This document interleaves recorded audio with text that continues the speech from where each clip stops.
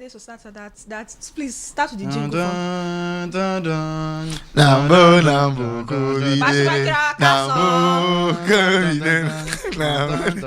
guys. Anyway, you're listening to us, so that's what it means. Let's be greeting ourselves. But that sounds nostalgic. If for people that grew up in the Southwest, especially if you grew up in a place outside Lagos, where we had radio stations that had Yoruba programs. Once you hear that ton ton ton ton ton sound, you already know that it's a sports program and it's from Yoruba newscaster. But that sound is also iconic to the Super Eagles because it is one of the songs that is most popular to the supporters club of the Super Eagles. Although sometimes they always sing and jam themselves, but I mean, when you hear those kind of songs, you also remember that it was one of the songs that we grew up listening to, apart from the supporters inside the stadium, from people like Austin, who sang that iconic jam, or Milano. I mean, it's an entire track of I think about 19 minutes or so, but that's one of the sounds from that place. So yes, it's iconic, and it's an iconic week in the history of the Super Eagles, because for the first time in their history, they'll be playing something really different, something new, something that is just starting with this edition of the World Cup, which is called a playoffs. I'll be a qualification playoffs. Is it? Yeah, it's not a qualification. Continental playoff. No, it's like a playoff series. They're in but they are playing playing the Continental series first, and it's going to be this week. They have possibly two games that is going to make or mar their chances at seeing themselves at the first World Cup that will be hosted in more than 2 countries at a time, which is going to be in the Americans. People like to call it the World Cup of the Americans, and that's how we are starting the show. So if you are wondering why today we are all dressed up in jerseys, as because we are staying in brand, and myself, Felix, and of course Mikolo, bad boy Mikolo. Yes, you expect that. Bad boy Mikolo, we are all in brand with what is happening this week with the Super Eagles. I mean, everybody is locked in. They are locked in camp. We are locked in here, and that's how we're starting the show. If you've not met me before, my name is Euphoria, and I do this every week, every Mondays with you and the guys in the studio, like Liverpool. I never walk alone. Somebody threatens me not to talk about Liverpool, but I'm sorry. We will reach there. There is a bus stop and we must stop and stop passing. I'm very sorry. That's how I start. It's the not show. chatter. I never walk alone. I am together with Mikolo, who is making a return. No, he was here last week. I'm saying making a return for wherever he went to yesterday, but let's leave that off camera. Wow. Is that what we Press your stop. Well, I'm just saying now. We're not discussing personal life. That's on why the I podcast. said we will not talk about it on the show. See, people are saying. I even said I'm not going to talk about it. It's bringing me back. Let's keep the eyeglasses on. If you know, you know. And of course, Felix is the one making a return on the show. It's been a long time I've seen Felix on the show together. Hi everyone. How are we doing? It's good to be back on the show. You good in it? Yeah, good to be back. Are you good? I'm fine, man. Have you eaten, bro? I hope this all of you are smiling. This is how we are going to smile next week Monday, because they say Saturday weekend will be good now from Friday. So if no, see it will rub off. Ready to rub off. I am contagious like that. If I'm happy, the Super Eagles will be happy. They will put happiness in the eyes of everybody. So let's just be happy. Just in case, in case don't come here. Let's be guided. You are not for the color mashallah. Now, you said. Anyways, I'm just happy for the possibility. There is a chance that we can go to the World Cup. When there's life, there's hope. Before we go into the show, I just want to confirm that we are all on brand with what we promised last week. You are fasting today, right, for the Super Eagles? You are laughing. Come on. I don't understand. What? As what? You're not fasting. You're not fasting. You're not fasting, bro. I thought we were all fasting. Don't worry. Wow. Anyway, we'll excuse him because he was not on the show last week. So I'm very, very sure. I'm the one leading the crusade and the fasting. Anyway, Timothy is. I'm very sure he's fasting. As of course for the bad boy pastor. For the bad boy pastor, obviously fasting. If you're asking why, if you missed the show last week, you can watch. You can go back to watch it on this channel from last week, and we'll tell you on this show if it's your first time. We are fasting because this is the week that Super Eagles will be playing that playoffs against Gabon, first of all, on Thursday, the 13th of November. And after that, they'll be going, if they get to beat Gabon, Mind you, they have to beat Gabon for them to play Big the next if. game. Yeah, if they get. No. It is what it is. These clauses are much. But yes, they get to play either DR Congo or Cameroon on Sunday if they go past Gabon on Thursday. Either of them, if any of them win the other. If we win, we get to meet them on Sunday. That will be the finals, and then after that, the next stop for the Super Eagles will be the AFCON, which starts next month. So let's start from what we've seen so far in camp. It's confirmed that we have 10 players in camp right now in Rabat. That's where it's going to be held. The playoffs is going to be held in Rabat in Morocco. It's not the AFCON, but that's where CAF picked for those playoffs to be held for both Nigeria, Gabon, DR Congo, and Cameroon. As you can see on your screens, these are the 10 players that have been announced to have made it to camp already as at this point in time. And we're expecting before the end of today, yes, before 11:59 p.m. today, we are set to expect 11 more players to raise that number to 21. And you can see that yes, the boys, most of the boys who played on Saturday in their respective clubs, especially the Init boys, are already in camp. The likes of Calvin Bassey, Alex Iwobi, and Samuel Chukwueze, who all play for Fulham, played on Saturday and they have made it to camp already. Tolu Arokodare, who played against Chelsea on Saturday too, has made it to camp. We played. I didn't want to talk about because every one of them all had, or the four of them I've mentioned, didn't have really favorable results over the weekend. Fulham lost. Yes, so I'm just mentioning that they played, and that's why they made it earlier than those that were coming in today who had to play their games on Sunday. For instance, Victor Osimhen, who had to play yesterday for Galatasaray. So other players, great patriotism. Yes, that video that's going viral. Well, other players we've seen so far in camp are Olakunle Olusegun, Wilfred Ndidi. guys, come on. Wilfred Ndidi, Moses Simon, the captain of the side, Truce Ekon, Benjamin Frederick. I don't know why they like putting Frederick's to his name, but S is not in his name. Benjamin Frederick and Chidozie Awaziem. Yeah, that guy makes a return to the Super Eagles. He was not around in the last window, but right now we are having him as part of the possible centre back pairings or centre back defense pairings that we might see. Yes. Maybe right back. That's why I said I changed it from centre back to possible. We don't know what Eric in NU they'll say you don't know what is frying, so we don't know ever it's going to fry. But even if he's not going to start, he's definitely one of those to expect to come in on the bench. Expect now, like there's I don't want to do that. And when I said expect, you expect that once you are in the team, you make the final team. You are expected to come in. Imagine if we are, God forbid, but imagine if you play a game of 120 minutes, because this game you have to win. If you don't win, there will be extra time and then there will be penalties. So all of these are things you have to consider. Very fair point. Definitely, strong chance that he might play. Okay, let me use might, since that's the word I put here. Before we go to like list and whatever, did you guys see the video from Alex? We are going to get there for you. I do not actually. We actually had talked about it, but I think you stepped off for a meeting. But we'll come to that. Those are the players that are already in camp. Like I said, 10 in camp, 11 to join today, and we're getting that number to 21, and of course, getting ready. The remaining three, for today, you already confirmed that this one's. Others might have to get to play. So the remaining three will just start to score. Because I'm surprised that we have 10 players in camp on a Monday. Usually we get that number around, say, the evening of Monday / Tuesday, when they are coming to Nigeria. It just happened because most of them played on Saturday. This is like very impressive. Yeah, I'm saying what changed. Is it because of the occasion? Is it because of the location? Is it occasion or location?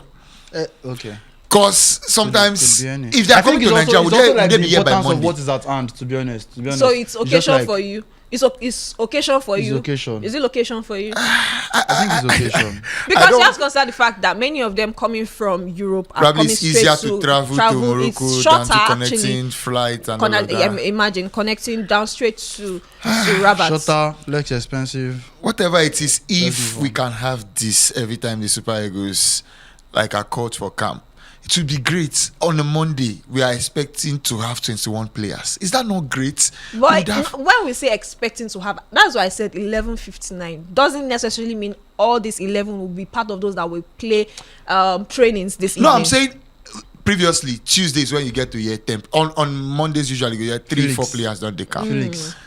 Tuesday morning, go down year 15 don't come day.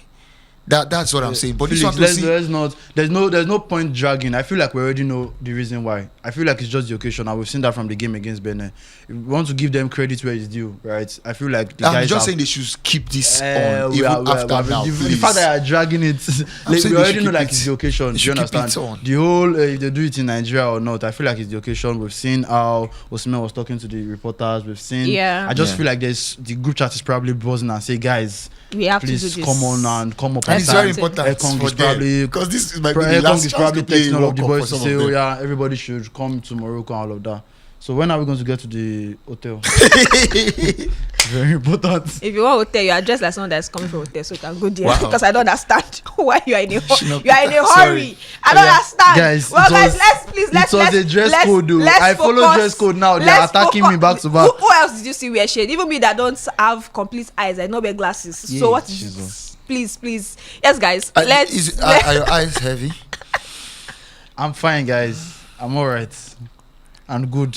I'm fasting. I don't understand what all of this is for. You started the fasting today. Something might have happened yesterday. But talk about the hotel. Go on. Lead us into temptation. Based on popular demand, let's talk about the hotel so that you will leave me and let's focus on the other. Why we're talking about the hotel is, if you've not seen it, there's a viral video that was gotten from the personal snap accounts of Alex Iwobi, who is already in camp, like I already mentioned earlier on. Now, he took a video from his hotel room showing the surroundings of the hotel.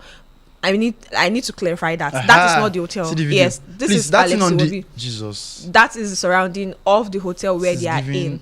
Really, that ceiling, is that POP or what? I do not know. That ceiling looks brown. No, is it design? That's is it cloudy design? It's cloudy design. It looks. Wow! I didn't know. Wow! I think it's a design. It's cloudy design. Now, this is. But look at this environment. Now, yes, I cannot dwell too much on it, and I'll just give you context because you are the one that's supposed to get where I'm coming from. I told Felix already. Now, remember when we were in Casablanca, I showed them pictures of where my own window, because of kind of background. Now the background. I was mentioning it. I said for any hotel that is in a residential area, which I think is the best place for the Eagles to stay in this period where they are supposed to be all locked in, not staying in a place that is a city center, and I don't all of that. I believe that it is something that is normal for them to build in places like Morocco, where their back view is obviously not, because that's a place where they spread clothes. You don't spread clothes in the front of your house. I don't think I'm talking about the structure of the hotel. I'm talking about the choice of that hotel for the Super Eagles. I don't think it is the hotel. We don't know. I don't think that looks like a residential area. That looks like the hotel might be very fantastic. Just that the houses around just the houses, that looks like a house around the hotel. Now, the Super Falcons lodged at the Ibis Hotel, and I don't think in a city center. Why are we not able to lodge in a city center? City center because of distractions. I'm looking at it from a distraction. You are the national team for crying out loud. loud. I'm saying city center because of noise. Noise and business. That's what she's saying. My own point of view is where we stayed in Casablanca is a residential area. We are civilians. I'm saying we don't have access to government money. Wow. It's not about the money. We did not see. He has not. That's what I'm saying. Context matters here. We've not seen the hotel. They have not shown us the inside of the hotel. They've not shown us their rooms. The people that will show us rooms are still coming. Those ones that will show us. I think what Iwobi is showing us is the environment. What is surrounding you. I am saying it's not good to have that around. I'm saying that there is possibility, and there are hotels that have nicer environments for a national team. One, that is the backyard of a house, doesn't necessarily mean the front. Secondly, in that environment, which is most likely because of the house, it shows that is somebody's house. Residential area. I think it is in this. I'm not trying to like make excuse for them, but I just feel like it is the best place to lodge people that are supposed to be away from people that will obviously distract them. Because if you're putting them in a place like city center where they are taking team walks in the morning, people want to get autographs from Osimhen. That is what I'm looking at. I don't understand. I don't think you understand where I'm coming from. AFCON, we have to go and lodge them in residential area for them to be focused. It is different because this particular one is a make or ma moment. It's a make or ma or moment. No make or ma. England's national team will not go and put their people inside bush if it requires focus. I don't think this is standard a bush. Like I said, standard, irrespective of the occasion or the importance of the game. The thing is, I see where the out of standard are coming from. My own is this is we've not seen the hotel. Why is it? Irrespective of the game, Egypt will not go and lodge their guys away from the public eye in Mohammed V. Abi in Morocco. Will not say because it is very important we are taking them away from one. They will just maybe have structure on how to maybe it is still environment. It is image still matters now. It doesn't matter the importance. So because we want Super Eagles to focus in Lagos, we're not gonna lodge them in Ikorodu because we don't want public. How are you sure this is Ikorodu? Because there are better hotels that have better surroundings than this, and we know that now. Wait, so let's clear it. This is not an NFL problem, is it? In AFCON, when AFCON comes in December, do you think teams will lodge in environments that have this? Now, one more thing before I allow Mikolo to make his own point, because I see where it's coming from. I'm saying from my own point of view. This is a residential area. This is Ikeja. Before now that it is more industrialized, if you go to the GRAs of Ikeja where you find hotels, if you see the back of a building of somebody's house that is a old building, old money, you will not say, okay, because it is not looking like the present day house, that means this whole surrounding. That's what I'm saying. We've not seen the outside of the hotel. We've not seen the outside of that building. But what Mikolo is saying is, when the AFCON comes around next month, how are you sure that place is a bush? Because no, he's not saying about. He's saying when the AFCON comes around, because your point is they don't want to put them. Maybe you are assuming. I think that they are in the residential area. That's my point. So you're assuming that they don't want to put them in the city center, taking them away from the eyes of every other person. Distraction. Mikolo is saying during the AFCON, are they going to follow that same template and put them in a hotel like this one? My own is, I do not know the hotel. We are not sure that it is not at least. No, nobody is saying the hotel might be bad. We are saying the environment. That is the public image right now because of that video. The video, what everybody is saying right now is that the NFF puts the players in a bad hotel. But I'm not even sure it's the NFF. That is picking this hotel. I think it's not even about the NFF. host country. Now, who guys gets the blame? Nobody's going to look at the host country. Who will choose the hotel to stay? No, it's not the NFF. No, the one that was this girl. It's CAF that gives. It was CAF that gives the hotel. But there's a list of hotels that are eligible for you to stay. It is you that will eventually decide. I don't think they will make that. I don't think they allocate. I don't know. They allocate hotel. I don't think they make. The only thing I think is they usually give you the hotels to stay, and then they will not send delegations to go and check if that hotel is up to standard from your federations. That's why I'm saying. Why is everybody looking at the surroundings of the hotel and not the hotel itself? Number one, because the surrounding might have impacts. Surrounding might have impacts. If it's a noisy residential area, it's you that are looking at it like this now. In Morocco, see the way Iwobi was looking at it like. It's new weird. to him. Yes, it is. It's new to him to have a hotel where the window you can see somebody hanging their singlets and boxer, which is understandable for me. Okay, I'm not saying this. What I'm saying is, she said it's normal in Morocco.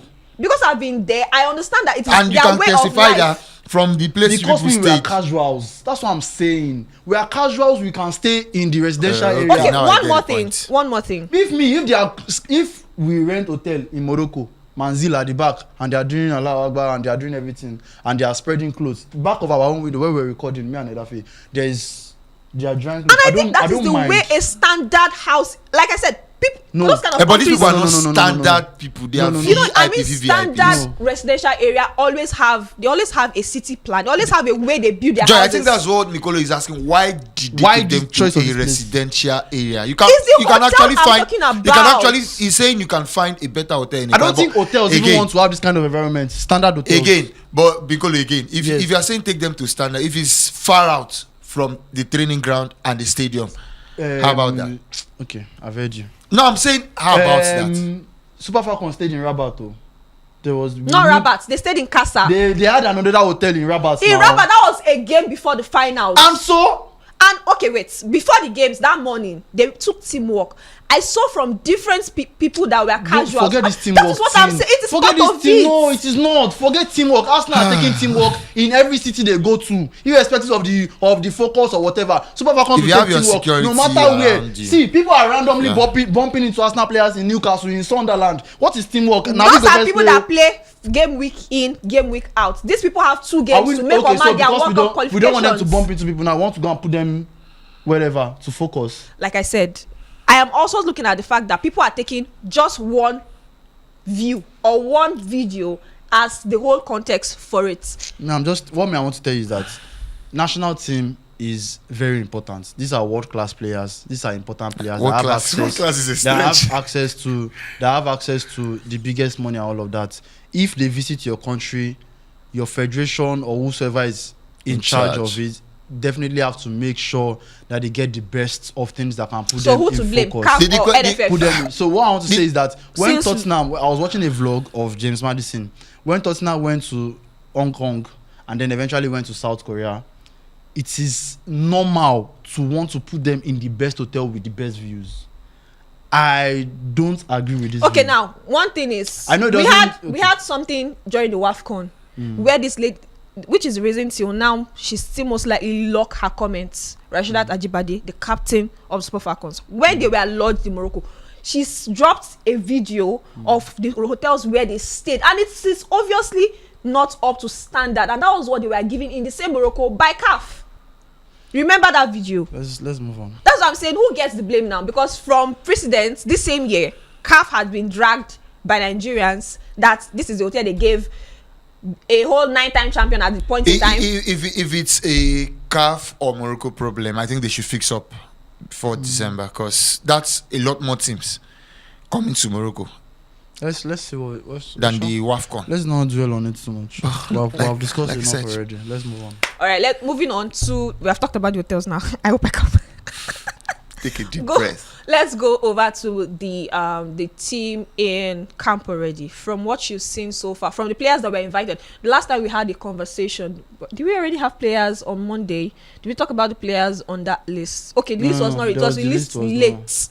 Now let's even come from there. Do you think it is something that you talked about players arriving early? Now let me come to you, Felix. You talked about the fact that it is a new thing to see, or it is something that you're not used to, having players come early. What about releasing of the team list late? Because I think it was something that a lot of people dragged the NFF and everybody up until Friday. I think the list was released on Saturday morning, and you've seen the players in that particular list. Are you satisfied with everybody that was invited? We had a conversation that there were sources that close to the NFF that said Ebenezer was supposed to be invited, but he didn't make that final cut. Now we've seen everybody that is already there, obviously. Do you think that these are the best players to prosecute the job? I think these are our best players for the national team. Now, 1 or 2 players missing out. Paul Onuachu has been in fantastic form, but we know club football, national team football, different. Very, very different. Over time, several years, he's been the highest scoring Nigerian in Europe.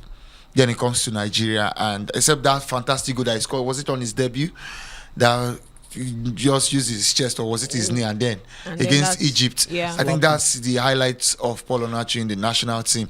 So I think it's the guy that is missing out. Talking about that, imagine your highlights coming like 4 years.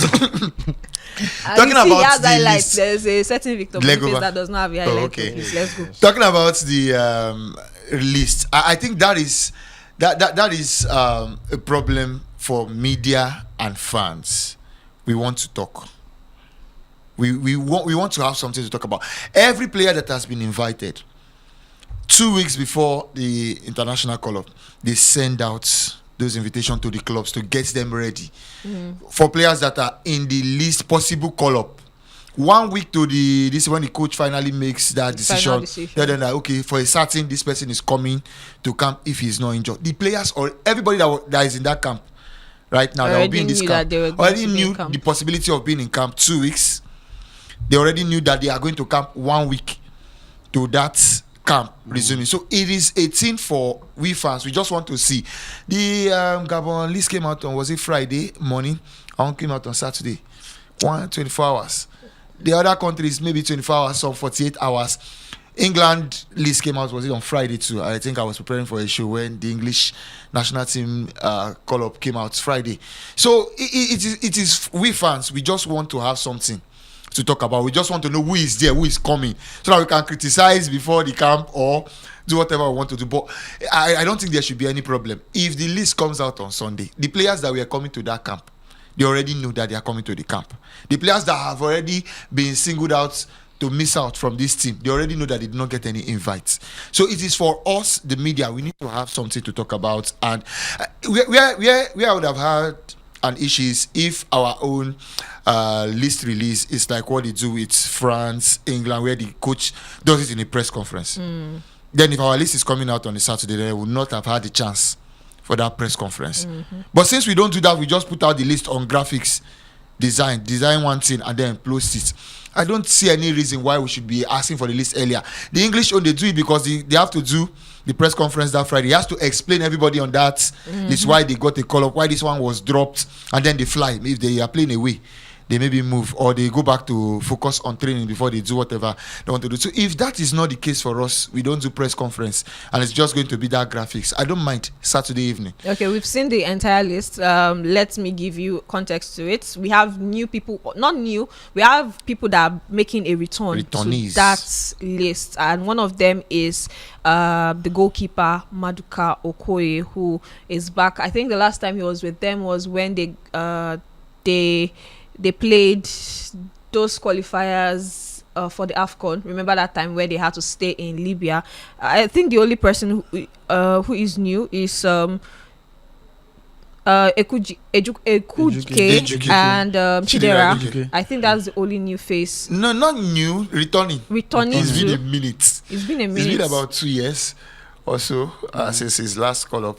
But he's returning and he has had some good from Sevilla alongside Aqua Adams. But the Olusegun guy, he was a part of the last. Last time out wasn't great for him when he came on. Some people were saying, this guy, who be this?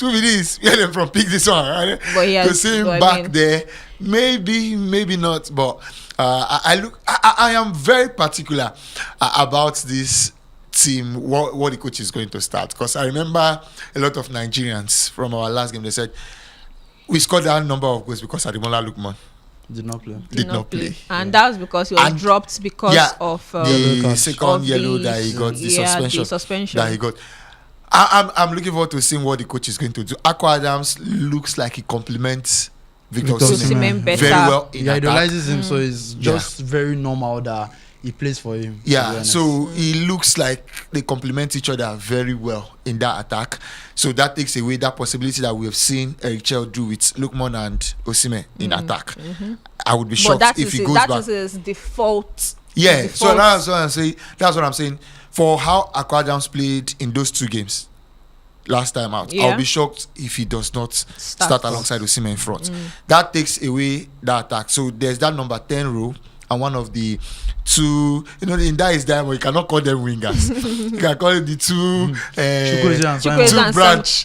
So Chukwueze played his best game in that 45 minutes in the Super Eagles shirt for a long time. So is he going to start? Moses Simon also had 2 assists. No, Chukwueze will start. Moses Simon is a regular starter. Moses Simon will start. So I'm not about Chukwueze because he did not start the game before that particular day. He did not start the game. It started the second one. It started because Ademola Lookman was missing. That's what I'm saying. What happens with Ademola Lookman now? Is back now because he has already served the suspension. But is Ademola Lookman that used to play on top of that diamond now? There is Iwobi in this situation now. Iwobi and Ndidi. If they pair Ademola and Osimhen, then it's going to be Iwobi and Ndidi at the back. No, I'm saying so it's Aqua Adams that will have to sit. So previously, I think the only slot now the only slot that is up for take now is either Ademola or Aqua Adams. That's what I'm saying. I would be shocked if the coach gets Ademola Lookman back in that striking role. He has not played well in that striking role, and he has also not done well as a number 10. That's when you say playing on top of that diamond. So you think that the CAF Player of the Year should be dropped, not to be able, should be dropped for this? Dropped. If we're not saying might. I'm just saying in your own opinion. What worked against Benin. Same for you. Chukwueze on the right, Moses Simon, they both had 2 assists from that last game. The industry of Moses Simon, the spark that Chukwueze can bring with his passing, with his dribbling. I know sometimes it's off. His decision making might be very Adams and Osimhen. Yeah. And it looks like our coach is learning. Okay, let's leave that forward. I think forward we already kind of have an idea of what we are going to have and what we should have. We have an idea of what we want or what we should have. Yeah. That's what I'm saying. We've had now let's move to another important department in that team, because that's one of the places that has most likely cost us in this qualifiers, which is the defense. Who do you think is going to be pairing in that center midfield? Do you think that's centre back, or would we see a return of Captain Truss Ekong in that? I don't think so. Do you think he's not going to start? Do you think he's going to start from the bench? Sorry. Yeah. I think he will start from the bench. It's going to be Calvin Bassey and Fredericks, obviously. And you're really sure of that? I think so. Because I feel so. That was the centre back pairing at there was Semi before he got suspended in that game. The game against Benin? Yes. Fredericks played at right back. Right back. Okay, then.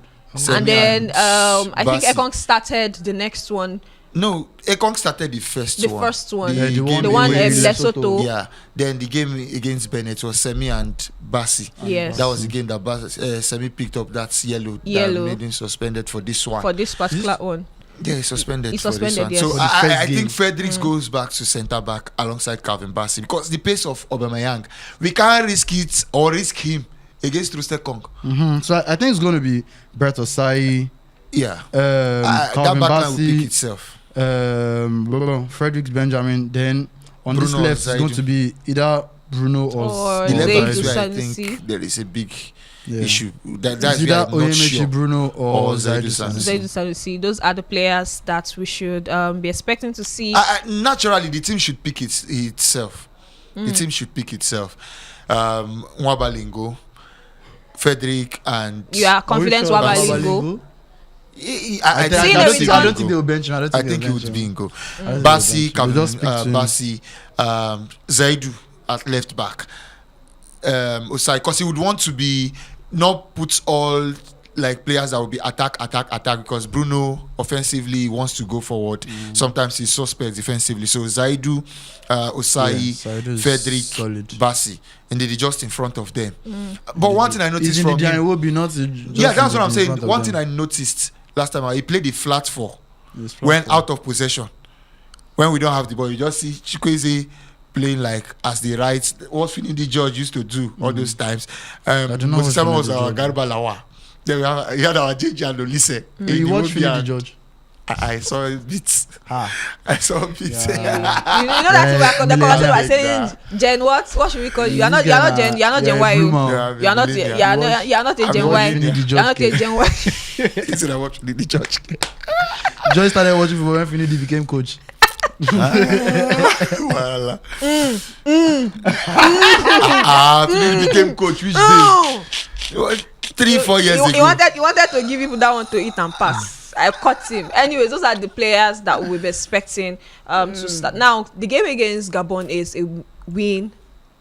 A win all. You have to win for you to be able to stand a chance against a chance against DR Congo or Cameroon. In your own submission and in your own overview of the two teams, who do you think is a better opponent to play? Because we are going to play them. If we beat Gabon, we're going to play them before we come for the next show. Who do you prefer, Felix? Do you prefer to play Cameroon or do you prefer to play DR Congo? Based on what you've seen in the qualifiers, I mean, I know you followed them during the qualifiers too. And who do you prefer to play? Do you prefer to play DR Congo or do you prefer to go back to rekindle that rivalry with Cameroon on Sunday? I think for lack of surprise and shocks, Cameroon would be easier to prepare for. That was what I thought.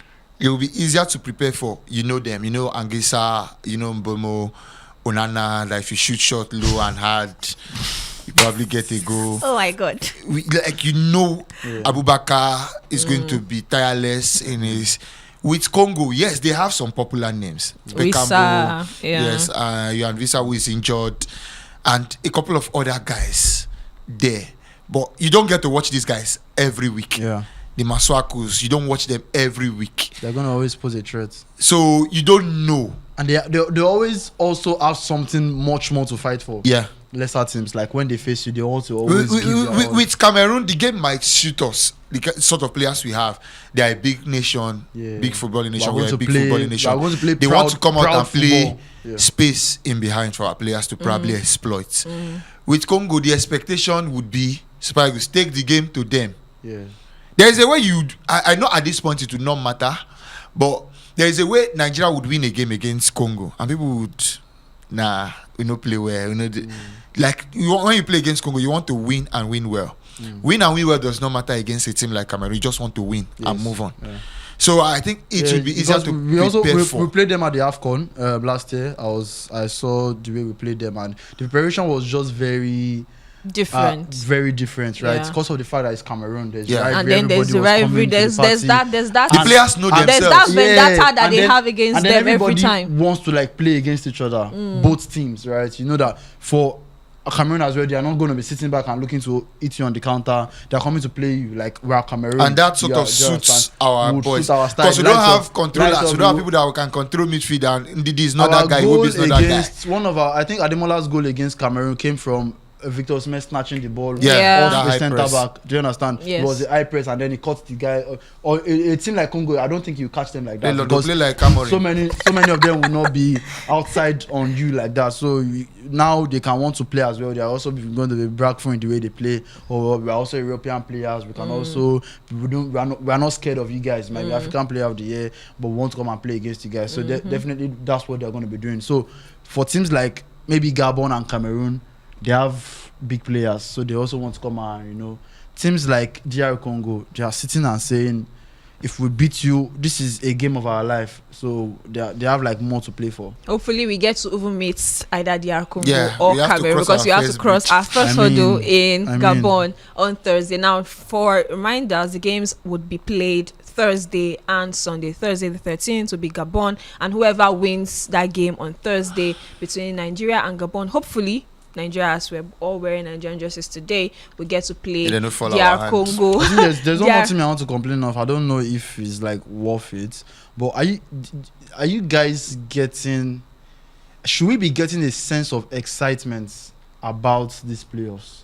Because on the socials of is the it Super about Eagles, excitement? I think the excitement is already over. I think the excitement died after the whole. But the socials of the Eagles up onto like leading up onto this list is giving excitement. I think it's just sure. Is it excitement? I'm not sure it is. I'm not sure it is excitement. I think they are trying to build hope. Support. Yes, support and hope. I think they are trying to build support. They want the fans to back because these guys. At the end of the day, maybe the guys can look at what feel it and say, okay, these guys believe in us. Let's do it for them. I actually think it's the same way, because support. I don't see which other countenance, which other tone they want to give on that page. If there are two extremes in this situation, yes, the extreme of being overly excited and the extreme of being overly quiet, which one would you have preferred? I prefer we just go and get the business done. I don't think you would. I don't think you being a sports and a media person would have been happy if they have not built up to it, to this particular. If they have not been posting building to this and people would drag them and say we get playoff on another post. I'm not saying don't post. I'm saying that if we are going for a festival, right? If we are going for AFCON, if we are going for WAFCON, then you can do build-ups. This is no. We're already in this is a disappointing phase. Yeah, but it is not. You can turn it around. We're excited that we just want to go and. We are not excited that we are in the playoffs. We're excited that we still have hopes. That's what is given. No, we are excited that we still have hopes of going to the World Cup. Felix, okay.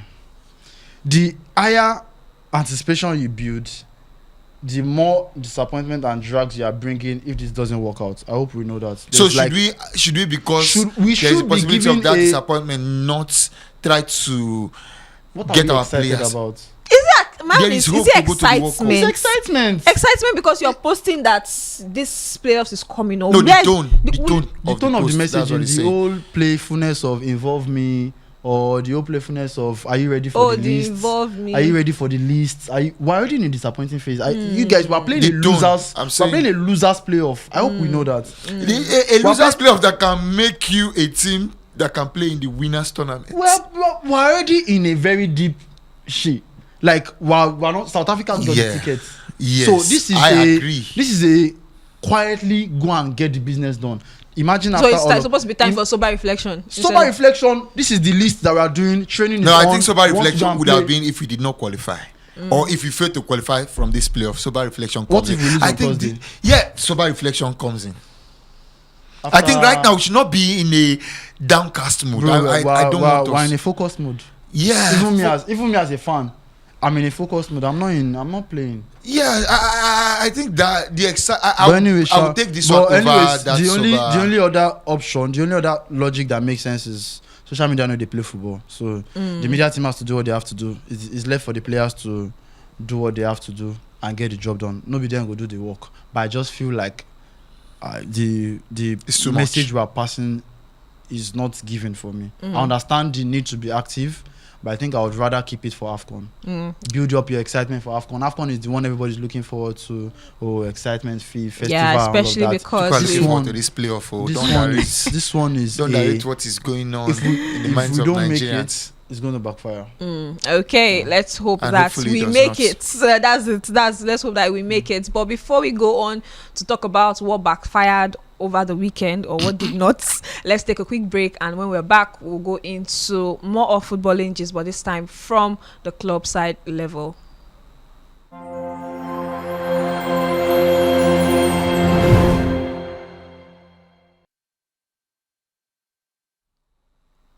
Welcome back. If this is the first time you're watching this show, that means you're getting this information for the first time. If you are looking to win cool cash, this is a week of international football, so there's a lot of games you can obviously play on the platform BetWGB, and use our promo code The Gliders and you get a 200 welcome bonus when you use that. Can you use it to increase your stake and increase your chances of winning this particular week? Can bet on the Spy Eagles if you feel like you don't want to bet on Spy Eagles. You can go and bet on other teams. Of course, there are still teams that are playing their qualifications for the World Cup in 2026. Teams like England are still playing their World Cup qualifications. So yes, you can bet on all those teams this week. Use our promo code and you get stand a chance to win that. Talking about England, let's move to the English Premier League, where over the weekend it was mixed fortunes for teams. While some teams got comfortable wins, some teams we are reminded that it is still not well in their team. And talking about teams that got comfortable wins, we'll talk about the likes of Chelsea, who got a comfortable win over Wolves at home. And then we'll move to the other side of the divide, where I'm still going to talk about teams that had mixed fortunes. They did not win, but it felt like they lost. And two big teams were in that particular conversation, and I'll move to them. But let's start from the ones who had the extremes. That's either you win or you lose. Let's start from the ones that happened, or the one that happened yesterday, the final game of the weekend, before everybody pack their bag and baggage. And if you are going to the international break, be going. If you're not going, go and sleep.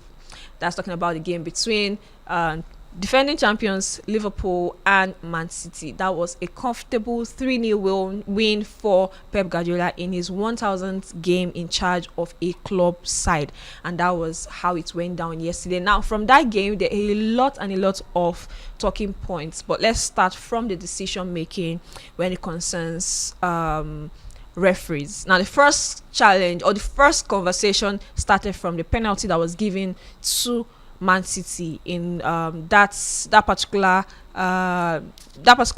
thing that happened between Doku and that resulted in a penalty. Now, I've seen a lot of conversation around that, and the conversation is that should have not been a penalty and it was too soft. Now, Felix, do you think that was because I know you're the one that is always the VAR man and the man that is always looking forward to what referees' decisions are in a football game? Do you think that was supposed to be a penalty for Man City yesterday? Yeah, I thought that was a very good one for the referee and for the game, to encourage players to try and stay up for as much as possible, that regardless would still come back to the decision. Because Doku tried to stay up. It was when he could not. He flapped the shots, and then there was those sequence of play. Eventually, VAR brought the game back and gave that penalty. If that penalty was not given yesterday, that would be the reason why a few or a lot of players dive at the slightest of contact, even though they know that there is a chance that I might still stand up, but they know that if I no fall, referee no go blow. But because Doku was trying to be honest there, after that contact, he tried to stand and tried to play the ball. He flapped the shots, and then he got that penalty when the VAR asked the referee to go and watch him. So I think that was a very good one for football, because it would encourage the players, it would encourage the guys that are on the pitch, the players, to know that if the decision does not go my way on the pitch, they would actually review it and maybe give us something from that. So it was the right call. Right call for you. Yeah. Now to the other divide where a goal was chopped out after it was scored.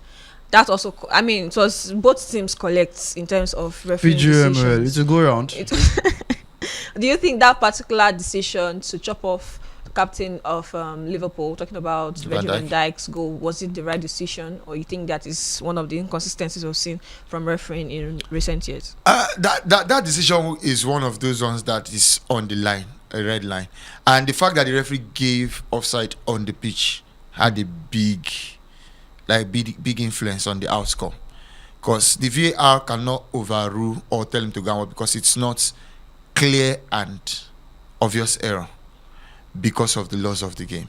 Now people will say, what does the law say? There are a lot of things. Being in an offside position is not an offense in itself, like we know, but there are a lot of things you can do in an offside position that would translate to being an offense. People will say, in the try bend down, the keeper hand no go still reach there, but there are a lot of variables and the law says if he makes any move, like there is something that you make any movement, you become active. Bending down, he's being active.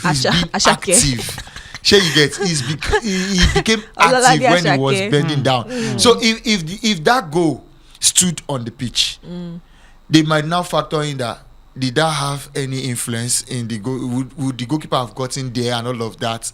Then maybe they will stick with the on-field decision of goal. But because when they scored that goal, the AR raised this flag for offside, it's not a clear and obvious error that can be overruled by the VAR. That's why they stuck with it. And it's one of those things where you cannot blame the referee, because they are following the letter of the laws. If they don't do that, letter of the law. No. Yeah. if they don't do that, the person that is marking their scripts up there, because every game they have somebody that is marking your body posture as a referee, the grader, how you run, because referee have direction that they run to. All those times when ball, if you they run enter place, we say ball they can't knock you. There are marks they remove from their grading. So it's like a KPI for them. Yeah, you should not be like yellow card and red card also part of it. Yeah, you should not be in the mix like where the action is happening, but you should be somewhere good where you can see everything. So every time those balls, like there are ways they train referees to run. Because there is a linesman on the other side. And on this side, this our table is a pitch. There is usually a linesman there and a linesman here. Referees don't run like this. They run like this. They got nobody to help them see anything there. So they have to see offense there. If it's coming this way, they leave it for the AR. They stay in the middle. So there are techniques. So if he does not give that penalty, what's it called? The goal. If the VAR calls him back, they'll say it's not a clear and obvious error. They mark down that person. Probably send them down one step or put them down for maybe 3-4 weeks to not officiate. So I think they got both decision on the pitch right, but it could have gone anyway. If the decision on the pitch was go, they would not have overruled it. But because it was no go, it's not a clear and obvious error. It will stand. Okay, let's leave the decisions and go into the game proper. I mean, whether we talk about them giving that goal or not, the damage was obviously very huge to have majorly influenced that game, that particular goal, if I stood or not. I want to talk to Mikolo on this. I think we were having a conversation when we were getting ready for the show, and I talked about the fact that Arne Slot had the opportunity to spend, and he spent well during this window. Do you think that this is a time for people to start giving Pep Guardiola his flowers? Because people like to say that he used money to win Premier Leagues. But right now, and it's not as won the league, yes, but we're talking about not just winning, but the performance, not just the performance. Yeah, people will always say that it's the club team he won with. Now, you had the opportunity to spend. You spent,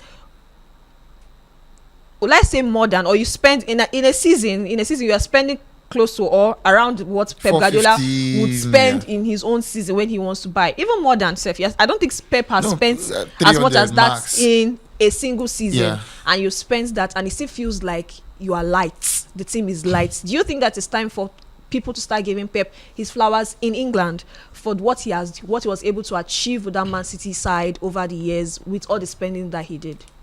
I think irrespective of how we want to look at it, irrespective of whatever you want to say, you still have to give him his flowers, irrespective of buying or no buying. I feel like Pep Guardiola is still one of the greatest coaches. I mean, the kind of way he plays, forget like he eventually needs money to like get the kind of players to play, but now that we've eventually still now found out that it's not just about getting the money to buy the players, it's also being able to instill your philosophy and your ideology in them. And then we've seen him do that over the course of like 3 different clubs, right? Barcelona, Bayern Munich, and now Manchester City. So with 1,000 games under his belt right now. Definitely played well. So he's always going to be seen as one of the GOAT managers now, irrespective of what you see. But when it comes to like money, I think for Arne Slot, right, I think I'm starting to see a different side to him this year. You're starting. It was there from last season. Now from last season, so he used to like moan a lot and complain about a lot of things, right? But last season, because he was winning, he wasn't very obvious, right? People always look away to the kind of things that he says. It's not just what he says, like the kind of things that he says, the kind of excuses that he does. So I feel now when you have looked at him and his personality, then you can now know that he's a kind of like proud manager, right? He has like pride in between him, and then winning last season did not help as well, because now it feels like there's probably a particular pedestal that he has for himself. So now getting the stick after winning the league last season about that team being Klopp's team, I feel like that pushed him to say this season we want to get certain type of players. Right, to build on that. I want to get my type of players. I want to show that I'm also able to get my recruitment well. I want to show that I can let the likes of Darwin go, the likes of Luis Diaz go, and I can replace them with players that I feel like are very good for my own philosophy. Now is the time for me to step out of the light of Jurgen Klopp, and the whole is holding my hands, we are cheering the fans together. Jurgen Klopp's time is gone now, his influence is gone. It's time for me to now step in and be the man. And then luckily for him, they won the league, and now he has the money to spend. Now, knowing the right players to buy is a different ball game entirely. Spending more doesn't mean you are spending better. So he now started getting the players, bought Kekes, bought Frimpong, got Florian Wirtz, broke the transfer record twice in a window. I think that was even ridiculous at first, but eventually, now that they've now done it and everything is starting to backfire, I feel like there's still new time to gel, right? There's still like they're still not playing well. They're still not playing as a cohesive unit. Like I feel like if you remove probably like cog of the team, I don't know how to like put it. Like, there are players that made that Liverpool team unplayable over the years, and now it looks like they're starting to lose their spine over the course of how many years. First, it was the likes of Sadio Mane leaving, Firmino leaving, now Henderson, and all of those guys were leaving. Fabio, they've left. Now, towards the ending of Klopp's season, he started bringing the likes of Gravenberch back and all that. Now, McAllister, those ones were playing. Now, last season to this season, the guys that would always want to bail you out, RIP to Diego Jota as well, lost Diego Jota. Luis Diaz has gone, Darwin Núñez has gone, he has lost as crazy as Núñez is, we knew his impact in that team. You always still turn up with those kind of goals, you can still always was better than Isak. I mean, for Liverpool, yes. I mean, or the talent wise, maybe no, but for Liverpool team, the likes of Chiesa, the likes of, these guys will always turn up. Trent left, you're replacing Trent with Frimpong. I don't think you're going to get that level of output. The kind of games and partnership that Trent had with Mo Salah would never be replaceable in a very long time. So it's up to him. I think this is the season where it gets figured out, right? Because now it is up to you to now try to infuse your philosophy. This is not just playing for the passion anymore. You know, it's one thing to meet a couple of players that are born winners and, you know, just give them motivational words and then they always turn up and play. Let's just keep doing what you were doing before I came. I mean, let's just keep at it. You're a very good person. You're a very good player. Just go and give me your best on the field of play. You know, the likes of Jogo will come on and score goals and all of these guys. But now that it is now left for him to be the main man, right? Yeah, now I've brought new players. These ones don't know. This is Liverpool. This is Anfield. Now it is left for you to now infuse that into them. This is Anfield. I mean, there was a time that was a threat, man. Everybody, even big clubs, nobody wants to go to Anfield. This is Anfield. Like the spirit, those ones were able to tie down into the spirit of the game and play. But now the likes of Bournemouth, even United, Amorim is coming to beat at the Anfield. So I mean, there's nothing special about Anfield anymore. So now it's the time for you to now show that, oh, I'm a top level manager. I can influence these guys. I can get these guys to play my game. So I think it's getting figured out. Is he going to turn things around? I don't know if that's going to be this season again, because obviously the likes of Arsenal and Manchester City are not going to let him live down with what is suffered this season already. I feel like there's already like too many losses, and even the performances are not matching up to the losses. So even if Arsenal, in their usual way, go on to Arsenal it, I feel like Manchester City are not going to let you leave it down, right? Manchester City will not let you recover from this. So form. For you now, you think that they're out of the title race already? I think they are. To be honest. Felix, the game yesterday was the decider for me. There are just 3 teams that have lost 5 games in the Premier League and went on to win the league title. And also, I don't think the game yesterday was only a points or result kind of thing. I think psychologically, when it comes to like losing, right? Meeting your rivals, right? There's direct rival. Yeah, so a direct rival, knowing that you are not at par with them, puts chills. And the fact that they've lost to major rivals in the league this season. They've lost to Chelsea. They've lost to United at home. Yeah. Now losing to Man City. Yeah. I'm not sure they lost to any of those teams last season. They lost to Chelsea last season. The only big team that they've able to get is Arsenal. And it's considered Szoboszlai's free kick. Well, 3 points is 3 points. 3 points, yes. And then you are losing the first time. This is the first time that Liverpool will be losing 4 straight away games since the 2012-2013 season. So you also believe that this is already time that they should just focus on fighting for first 4. On that club. So never ever. Do you think it's time for them to focus on just the top 4? Do you think that they see a fighting chance after 12 games? Remember, we are still going to 38. I think there's one hypocritical thing that Liverpool fans do, and I saw it very obviously yesterday. So somebody tweeted about how the game is going to be like end to end, great football and like that boring stuff, and somebody just quoted and say they're going to get slapped 3-0 and then say at least we performed, at least it was end to end. And I think this all defines the whole City Pool era, because Liverpool fans always like to hide under the guise of when we were going against City, we were going band for band. Okay, you're band for band, it was just one Premier League title. You were getting slapped every week. When you say, but because we are doing back-to-back stuff, we are playing, okay, you're just kissing their ass. I don't think there was ever it was not really City Pool era. It was a City era. It was Liverpool just trying to challenge them for the title. I want to hear your opinion. Do you think that it was Liverpool always trying to challenge, or it was a Liverpool City era? No, it was never a Liverpool City. What is Liverpool City era? It's just like when the British people tried to sneak in, what's his name now? Andy Murray. Into the top 4 and say big four. People get 19, 20, 21, 22, 3, 4. Where you get? No, and none of them have below 20. Yeah, so the list is 20. So you will get 4 Federal inside there. So it's like that. Arsenal too were doing that during the Ferguson era. With Arsene Wenger, with his 2 3 Premier League titles to 13, they're saying the Wenger Ferguson era. That's the same thing. Liverpool tried. They did what they had to do. They got to those 2 seasons where they were losing the league by 1 point or thereabout. But talking about if they are in the top 4 race, I think that's the highest they can get now. This season is top 4. Finish top 4. If not, 6 seconds. They'll finish top 4. The highest they can get is top 4. The highest they can get is third. I think I'll move. I think they are more in the Europa League conversation. About now. Yeah. I think I will make both to say that the highest they can finish is third. Because first off, I don't know about Arsenal. Arsenal is not a team. They will not better City and Arsenal. They cannot better City. That's the first thing. Chelsea is. They are a dark horse. They can also come in. So Chelsea's in the conversation. Now I totally forgot. Imagine. Now let's quickly move to the other team that is in the conversation, talking about Arsenal. Arsenal dropped points to Sunderland, and the first time they are conceding more than a goal this season was against Sunderland over the weekend. Mikolo, do you think that this is something to be worried about, or do you think that it's just one of those games where you have flops because of our time?